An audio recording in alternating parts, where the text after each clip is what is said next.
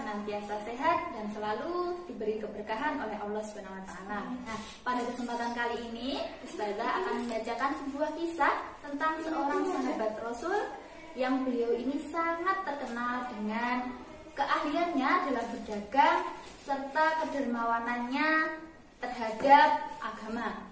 Yaitu, ada yang tahu siapa? Ya, benar sekali. Beliau adalah Abdurrahman bin Auf.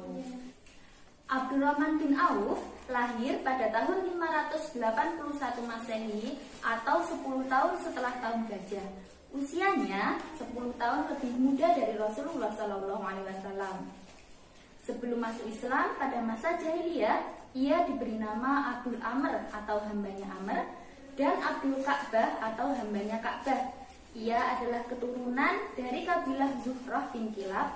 Setelah masuk Islam, Rasulullah SAW mengganti namanya menjadi Abdurrahman. Ibunda Abdurrahman bin Auf bernama Syifa binti Auf Az-Zuhriyah bin Abdul Haris bin Zuhrah. Dia masih memiliki hubungan persaudaraan dengan Rasulullah SAW melalui Kilab bin Murrah.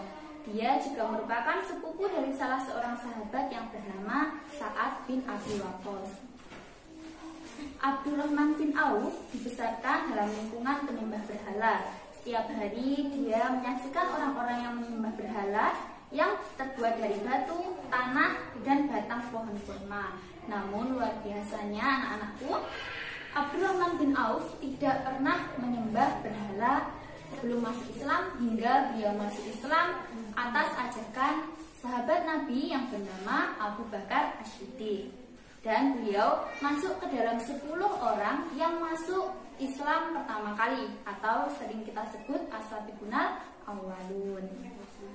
Suatu ketika Abdurrahman bin Auf tampak gelisah, sepertinya ada hal hebat yang sedang dia pikirkan.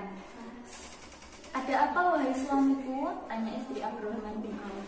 Abdurrahman bin Auf kemudian mengatakan kepada istrinya bahwa dia sedang pusing memikirkan hartanya yang begitu melimpah. Harta itu membuatnya tidak tenang dan sulit tidur. Istri Abdurrahman bin Auf kemudian memberi saran kepadanya, "Bagaimana kalau hartamu dibagi 3?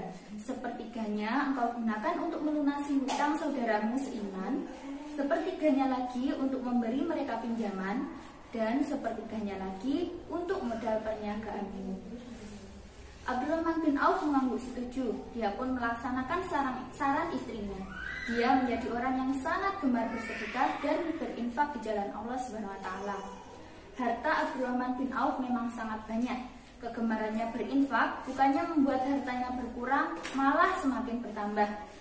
Banyaknya harta itu seringkali menyusahkan hatinya hingga beliau menangis. Pernah suatu ketika Abdurrahman bin Auf mengundang beberapa sahabat ke rumahnya. Dia lalu menjamu mereka dengan roti dan daging. Ketika mangkuk berisi makanan itu diletakkan, tiba-tiba Abdurrahman menangis. "Wahai Abu Muhammad, mengapa engkau menangis?" tanya seorang sahabat. Abdurrahman bin Auf mengusap air matanya. "Makanan itu membuatku teringat kepada Rasulullah. Rasulullah telah meninggalkan dunia tanpa pernah merasa kenyang. Begitu juga keluarga beliau," jawab Abdurrahman bin Auf. Dalam kisah lain diceritakan bahwa Abdurrahman bin Auf sedang berpuasa. Ketika dihidangkan baginya makanan untuk berbuka, dia malah menangis padahal ia seharian menahan lapar. Mus'ab bin Umair terbunuh dalam perang Uhud, padahal dia lebih baik dariku. Dia dikafani dengan sehelai kain yang jika ditutup kepalanya, tampaklah kakinya. Bila ditutup kakinya, tampaklah kepalanya, kata Abdurrahman bin Auf dengan nada sedih. Abdurrahman bin Auf terisak, para sahabat pun turut terharu melihatnya. "Hamzah telah terbunuh padahal dia lebih baik dariku. Lalu sekarang dibentangkanlah untuk kita dunia dengan selebar-lebarnya. Aku takut seandainya semua ini adalah nikmat yang disegerakan hanya untuk dunia saja, hingga kita tidak memiliki apa-apa di akhirat nanti," lanjut Abdurrahman. Perlahan, Abdurrahman pun bangkit dan meninggalkan makanan yang sudah dihidangkan untuknya. Betapa berat baginya untuk menyantap hidangan lezat yang sudah tersedia di meja makan itu. Masya Allah, betapa indah teladan yang ditunjukkan Abdurrahman bin Auf. Harta yang melimpah tidak membuatnya bangga dan terlena. Justru dia begitu khawatir harta itu akan menjauhkannya dari kesenangan di akhirat. Itu pula yang membuatnya menangis menjelang akhir hayatnya. Aku khawatir dipisahkan dari sahabat-sahabatku karena kekayaanku yang melimpah ini, ujarnya sambil berurai air mata. Begitulah Abdurrahman bin Auf. Dia tidak dikendalikan oleh hartanya, melainkan sebaliknya. Dia dikenal sebagai pedagang yang sukses dan sangat dermawan. Allah berfirman dalam surat Al-Baqarah ayat 262, Alladzina yunfikuna amwalahum fi sabilillahi summa la yutbi'una ma anfaqu manna wa la adza lahum ajruhum inda rabbihim wa la khaufun 'alaihim wa la hum yahzanun.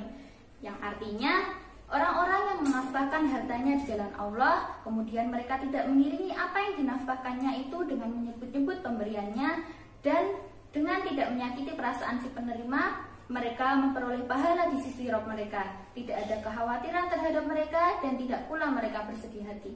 Quran Surat Al-Baqarah ayat 262.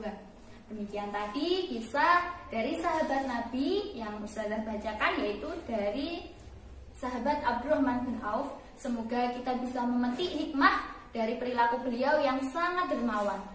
Selain itu, beliau juga menginfakkan seluruh hartanya untuk perjuangan agama. Sekian dari Ustazah. Assalamualaikum warahmatullahi wabarakatuh.